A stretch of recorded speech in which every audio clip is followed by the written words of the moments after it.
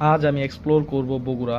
মাত্র ১,০০০ টাকার মধ্যে কিভাবে ঢাকা হতে বগুড়ার মহাস্থানগড় ও বেহুলার বাসরগড় ট্রাভেল করা যায় তা আজকে আমি তুলে ধরবো। বগুড়ার অন্যতম দর্শনীয় স্থান বেহুলার বাসরঘর, এর সম্পর্কে আমরা জানবো ও এর ইতিহাস নিয়ে কথা বলবো। অতঃপর একই সাথে একই দিনে কিভাবে বগুড়ার মহাস্থানগড় ঘুরবেন তা সম্পর্কে জানাবো। Hello guys, what's up, this is engineer MD Nazmul Huda and you are watching Nazmul the travel man.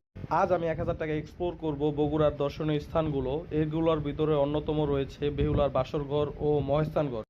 Dhaka থেকে বগুড়ার দূরত্ব প্রায় ২০০ কিলোমিটার। প্রথমেই মহাখালী বা গাবতলী থেকে মাত্র ৩০০ থেকে ৪০০ টাকার ভিতরে বিভিন্ন প্রকার বাস ঢাকা থেকে বগুড়ার উদ্দেশ্যে রওনা দেয়। আমি ঢাকার গাবতলী থেকে অনেক দর কষাকষি করে ৩০০ টাকায় বগুড়ার জন্য একটি বাসে উঠি। সকাল ১০টায় আমি বাসে উঠি। বগুড়া যেতে সাধারণত ৩.৫ থেকে ৪ ঘন্টার মতো সময় লাগে। দেখতে দেখতে আমরা যমুনা সেতু চলে আসলাম। যমুনা সেতুটি দেখতে সত্যি অসাধারণ।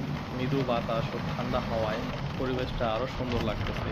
এটি ২০২১ পর্যন্ত আমাদের বাংলাদেশের সবথেকে বড় সেতু ছিল। এটির দৈর্ঘ্য প্রায় ৫ কিলোমিটার। সিরাজগঞ্জ ও টাঙ্গাইলের বুক চিরে এটি স্থাপিত করা হয়। এটি তৈরির মূল উদ্দেশ্য ছিল দেশের উত্তরাঞ্চলের সাথে ঢাকার সরাসরি সংযোগ স্থল করা ও দেশের অর্থনৈতিক চাকাকে গতিশীল করা। ও এটি নির্মাণ শুরু হয় ১৯৯৪ সালে ও নির্মাণ কাজ শেষ হয় ১৯৯৮ সালে। মাত্র ৫ বছরে হুন্দাই নামক একটি প্রতিষ্ঠান এটি নির্মাণ কাজ শেষ করে। যমুনা সেতুর অপর আরেকটি নাম আছে, এটি হইতেছে বঙ্গবন্ধু সেতু নামেও পরিচিত।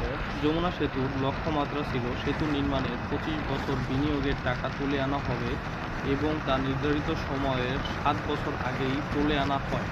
প্রতি বছর প্রায় ৬০০ কোটি টাকা আয় হয় এই সেতু দিয়ে। তো আপনারা বুঝতেই পারতেছেন এটি দেশের অর্থনীতিকে সচল করতে বড় একটা ভূমিকা পালন করতেছে। দেখতে দেখতে আমরা সেতুটি অতিক্রম করে সিরাজগঞ্জের মাটিতে পাড়া দিলাম। এখন আমরা আছি সিরাজগঞ্জের হাটিকুমার ইন্টারচেঞ্জের সামনে। এই ইন্টারচেঞ্জটি মূলত ৪টি রাস্তাকে একসাথে মিলিত করেছে। এই রাস্তার বাম দিকে রয়েছে পাবনা, সোজা যাইতেছে রাজশাহী, চাপাই ও পঞ্চগড়ের রোড, ও ডান দিকে মানে আমরা যেদিকে যাইতেছি এটা হইতেছে বগুড়া রংপুরের রোড। ঢাকা থেকে উত্তরবঙ্গ যাওয়ার পথে সিরাজগঞ্জের যে কোনো একটি জায়গায় প্রতিটি বাসই কোনো না কোনো রেস্টুরেন্ট বা হোটেলের সামনে ব্রেক করে। এই বাসটিও তার ব্যতিক্রম নয়। এই বাসটি দাঁতপুর সালঙ্গা হাইওয়ে একটি রেস্টুরেন্টে ব্রেক দিয়েছে।